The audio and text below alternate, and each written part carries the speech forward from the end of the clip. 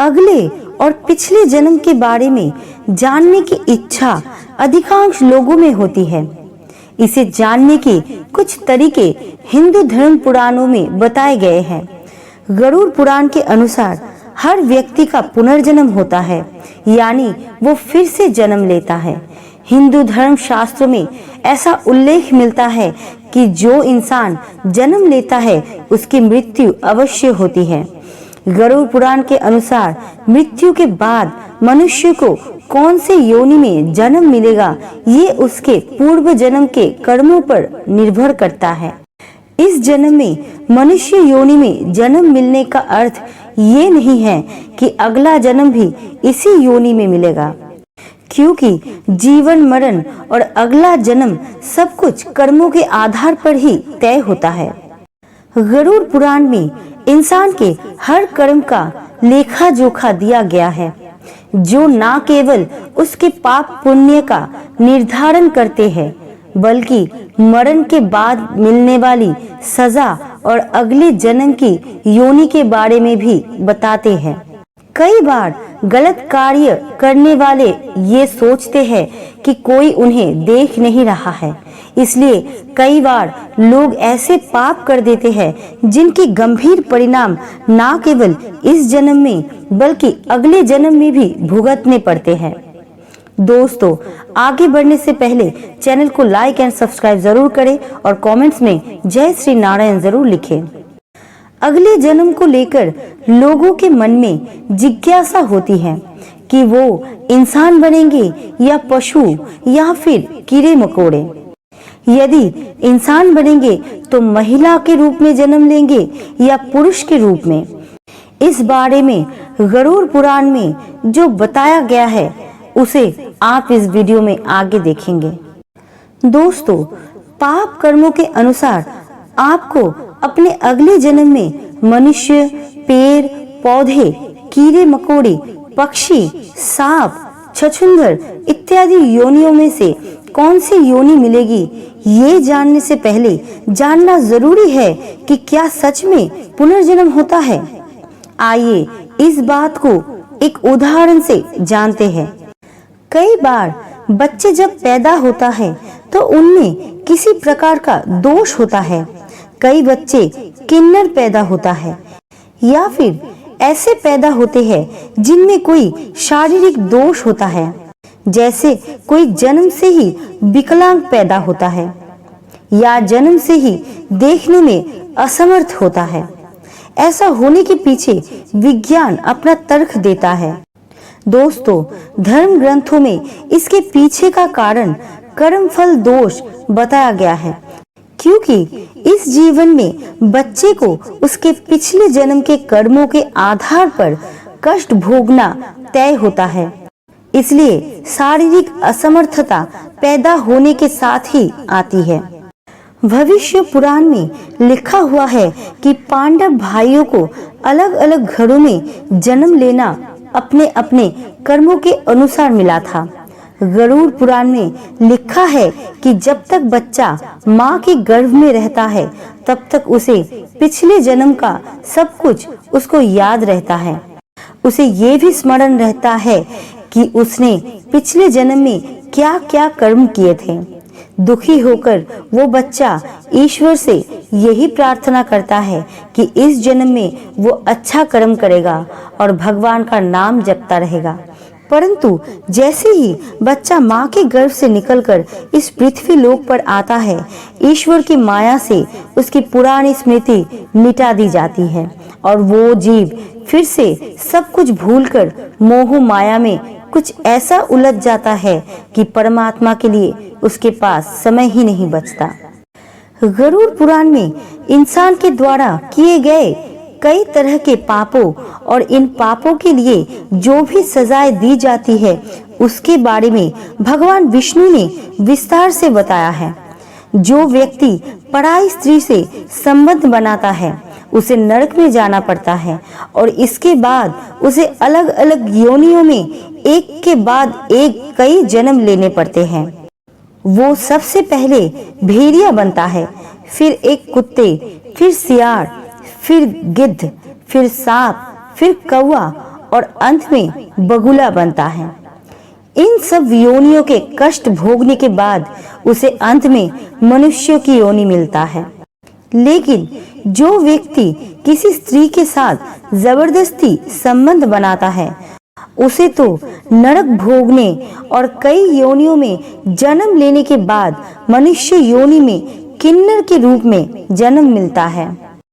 गरुड़ पुराण में बताया गया है कि जो इंसान अपने बड़े भाई का अपमान करता है, समाज के सामने उसे लज्जित करता है, अगले जन्म में वो इंसान कौच नामक पक्षी के रूप में जन्म लेता है। और इतना ही नहीं, 10 वर्षों तक उसे इसी योनि में रहना पड़ता है, फिर उसे इंसान की योनि प्राप्त होती है। दोस्तों, गरुड़ पुराण के अनुसार अपने सच्चे मित्र का अपमान करने वाला इंसान गधे की योनि में जन्म लेता है। गधे का जीवन काल 25 से 30 वर्षों का होता है, तो समझ लीजिए कि 25 से 30 साल गधा बनकर आपको कष्ट भोगना पड़ेगा। अगर आपका पाप क्षमा करने के योग्य होगा तो कर्म सिद्धांत के अनुसार आप गधे की योनि से जल्दी ही मुक्त होकर एक साधारण मृत्यु को प्राप्त हो जाएंगे। माता पिता को कष्ट पहुंचाने वाली संतान कछुए की योनि में जन्म लेती है। कछुए का जीवन काल बहुत लंबा होता है। कछुआ 20 या 30 साल नहीं जीता, बल्कि उसका जीवन काल 200 से 300 वर्षों के बीच का होता है। यानी कि इस अपराध की सजा बेहद लंबी है। बंदर की योनि में वही व्यक्ति जन्म लेता है जो अपने मालिक का विश्वसनीय होकर अपने मालिक का विश्वास तोड़ देता है। ऐसा पापी जीव बंदर के शरीर को प्राप्त करता है, जिसका सामान्य जीवन काल 20 वर्ष का होता है। जो व्यक्ति अपने से लिया हुआ धन वापस नहीं करता या उनसे छल पूर्वक धन अर्जित करता है, वो कीड़े मकोड़ों की योनि में जन्म लेता है। योनियों का जीवन काल कितना लंबा होगा वो व्यक्ति के कर्म फल पर निर्भर करता है। किसी के एहसानों को ना मानने वाला बिच्छू की योनि में जन्म लेता है। दूसरों की निंदा करने वाला, बुरा बर्ताव करने वाला कीड़े मकोड़ों के रूप में जन्म लेता है। ये एक ऐसी योनि है जिसमें आप कितने भी प्रभावशाली हो, आप में कितना भी हुनर क्यों ना हो, आपको सम्मान कभी नहीं मिलता। उदाहरण के लिए एक चींटी को ही ले लीजिए। नीचे गिरती है, फिर चलती है, मंजिल तक पहुंचे बिना नहीं रुकती, परिश्रमी होती है, किसी को नुकसान नहीं पहुंचाती, फिर भी मनुष्य के पैरों के नीचे आकर मृत्यु को प्राप्त हो जाती है। लिहाजा जैसा आपने अपने पिछले जन्म में किसी और व्यक्ति के सम्मान को रौंदा था, अगले जन्म में उस जीव आत्मा के साथ भी ठीक वैसा ही होता है। गरुड़ पुराण के अनुसार धन संपत्ति, सोने की चोरी करने वाले व्यक्तियों की कीड़े मकोड़ों की योनि में जन्म लेना पड़ता है। वही जो व्यक्ति चांदी की वस्तु की चोरी करता है उसे कबूतर की योनि मिलता है। जो व्यक्ति वस्त्रों की चोरी करता है वो तोता बनता है। सुगंधित पदार्थों की चोरी करने वाला व्यक्ति छछूंदर के रूप में जन्म लेता है। किंतु यदि अपराध चोरी से बड़ा हो तो और भी कष्टदायी योनि प्राप्त होती है। जो व्यक्ति किसी की हत्या करता है तो वो गधे की योनि में जन्म लेता है। उसके बाद वो हिरण की योनि में, फिर मछली, फिर कुत्ता, फिर बाघ और अंत में मनुष्य की योनि प्राप्त होती है। देवताओं और पूर्वजों को संतुष्ट किए बिना मरने वाला इंसान 100 साल के लिए कौवे का जीवन व्यतीत करता है। इसलिए पूर्वजों के श्राद्ध के समय कौवे को भोजन कराया जाता है। कौवे की योनि के बाद मुर्गा और फिर 1 महीने के लिए सांप की योनि में रहने के बाद ही उसके पापों का अंत होता है। तब जाकर उसे मनुष्य का जीवन मिलता है। गरुड़ पुराण के अनुसार दूसरों के लिए अच्छा सोचने वाला इंसान, धर्म को मानने वाला इंसान, धार्मिक ग्रंथों में विश्वास रखने वाला इंसान, पशु पक्षियों से प्रेम रखने वाला इंसान, अपने माता पिता का सम्मान करने वाला इंसान, अपने गुरु के द्वारा बताए गए मार्ग पर चलने वाला इंसान स्वर्ग में जाती है और अपने लिए मोक्ष के दरवाजे खोल लेती है। हम सबको इस धरती पर अलग अलग योनियों में तब तक जन्म लेना पड़ता है जब तक कि हमको मोक्ष की प्राप्ति नहीं हो जाती। लेकिन दोस्तों, यहाँ एक प्रश्न और उठता है कि जब हम अपने पाप कर्मों के अनुसार नरक की सजा भोग लेते हैं तो पुनर्जन्म में फिर सजाएं क्यों मिलती है? इस प्रश्न का उत्तर भगवान विष्णु ने पक्षीराज गरुड़ को गरुड़ पुराण में दिया है। गरुड़ पुराण में लिखा है कि कई बार इंसानों के कर्म इतने बुरे होते हैं कि उनके आत्माओं को नरक में यातनाएं तो भोगनी ही पड़ती है, लेकिन अगले जन्म में भी इन कर्मों का बोझ उठाना पड़ता है। जैसे किसी महिला के साथ दुष्कर्म करने वाले पापी आत्मा अगले जन्म में किन्नर के रूप में पैदा होती है। इसे हमारे हिंदू धर्म ग्रंथों में कर्म फल का सिद्धांत कहा गया है।